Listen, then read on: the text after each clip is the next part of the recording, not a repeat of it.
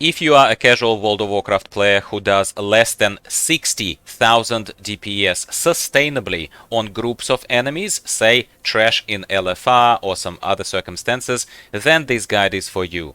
I will teach you how I play Survival Hunter very casually, close to face roll style. Yes, I make no excuses for it, and I'm not a min-maxer in case this is the very first guide you are seeing from me. I try to adapt and simplify things for real casuals, beginners, and that's how I play. I like Survival Hunter. Why do I like it? Because, in my humble opinion, it's a little less common as a spec. In terms of like Beastmaster hunters are everywhere, Marksman hunters are everywhere, and someone will say to me, Gyro, it is because they're performing better, but I'm not a min-maxer like I just said to you. I'm not simming things all the time. I'm just playing for fun. And this brings me to the second and most important point.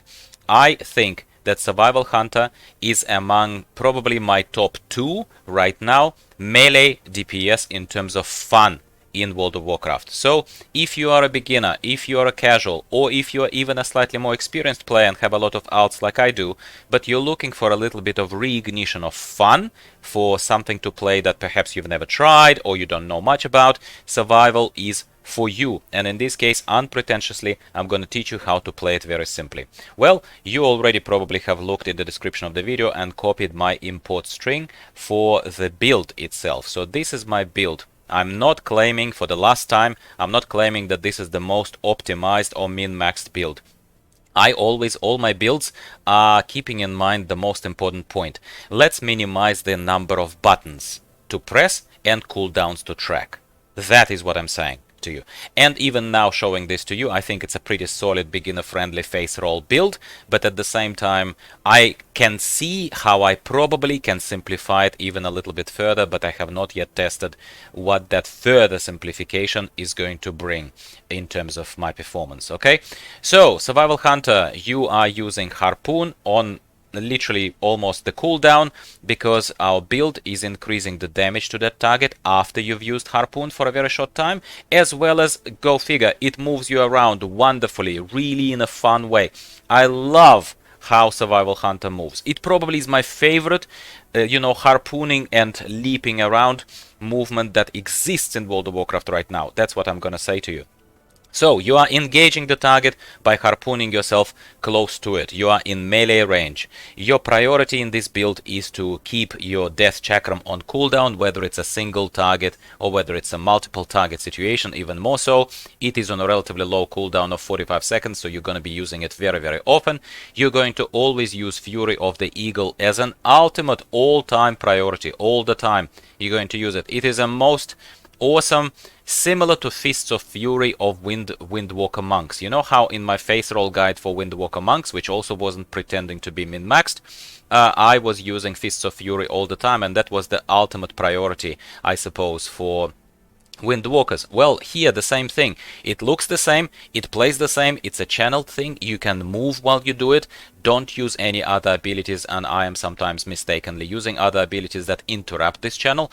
Don't use other abilities while channeling, obviously, but at the same time you are doing a ton of damage to a lot of targets in front of you. Kill command cooldown resets and reduces the cooldown of this ability, yeah, in this particular case. And also the critical strikes that you inflict during that channel will be reducing the cooldown of your wildfire bomb that we will be talking about in a second. And no, it mentions also reducing cooldown of flanking strike. I didn't take it simply because I didn't have an appetite for extra button, not because flanking strike is a bad ability. No, not at all. Okay. Next priority, in my humble opinion, is to make sure that you are never capping on the bombs. So the bombs have 2 charges for you. At least one has to be always off charge.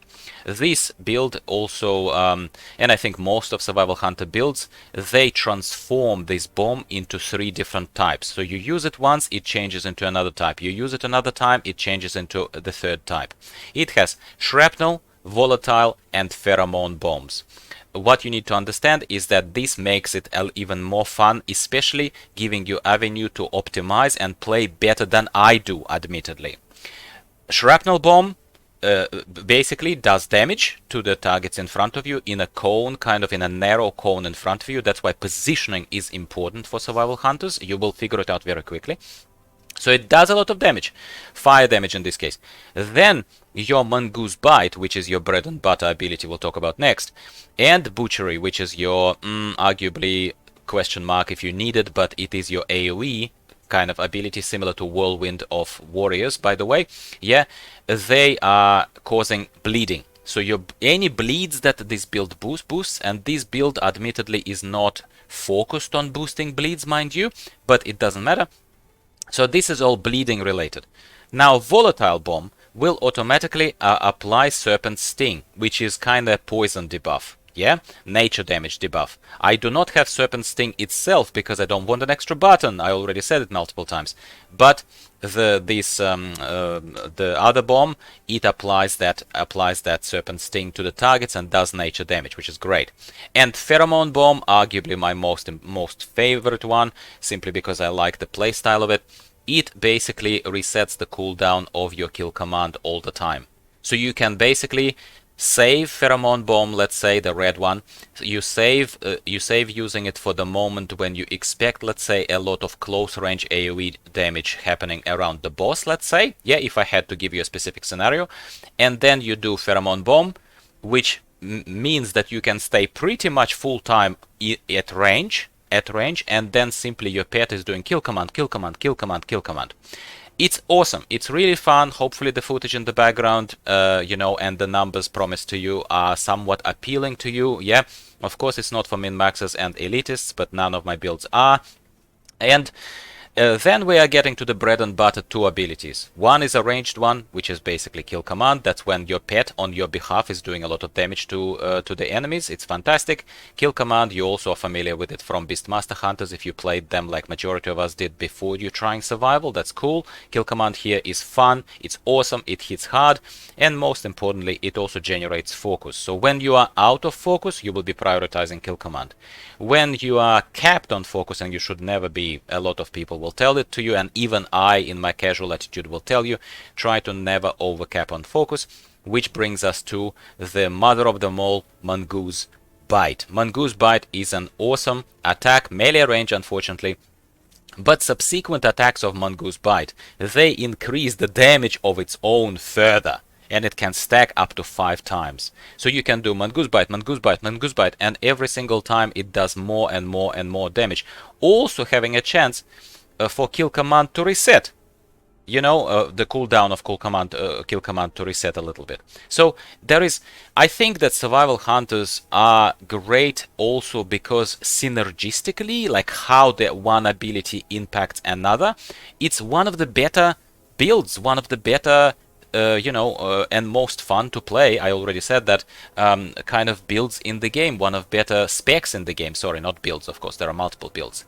And that is ultimately what I, in an unscripted way, can recommend to you, how I play Survival Hunter. You can see that I'm kinda almost button mashing, which is also known as face rolling, or at least that's what I refer to as face rolling. But you can see that there is some logic to my madness. There is some priority system, if I try to be a bit more scientific about it. And there is certainly room for those of you who are better than me. There would be plenty of you. I think I outlined at least the avenue for you. Where can you improve? Where can you make it even more impactful? Well, you can time your bombs better than I do. You can time Pheromone Bomb with the range that's required. You can do a lot of things. You can watch focus generation a lot better than I do, because sometimes I'm just mashing buttons because I just can't be bothered focusing on what's on the screen, because I've been focusing in my day job on the screen my whole day, and here I just want to button mash without making any excuses. That's how I play. That's why people subscribe to me, and not some other people who are great. There are great creators out there and survival hunter experts, but that's not me. But I don't pretend to be. I don't think that's the appeal of my content. If I was able to convince you to try survival hunter, if for no other reason than just for fun, I guarantee, my friend, you will have fun, and don't overcomplicate your life. Start with my build. then if you feel like you reached a certain ceiling and if you feel like something is lacking, well, guess what? There is plenty of that expert, great content out there that then will allow you to elevate and build on this very rudimentary, very baseline knowledge that I offered to you.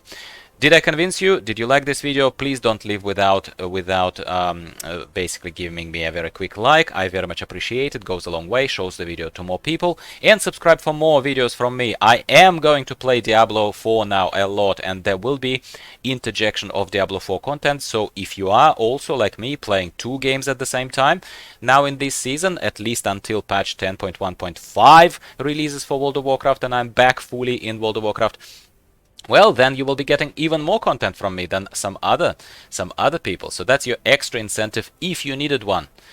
Thanks very much for watching today. Go have fun with Survival Hunter, and goodbye for now.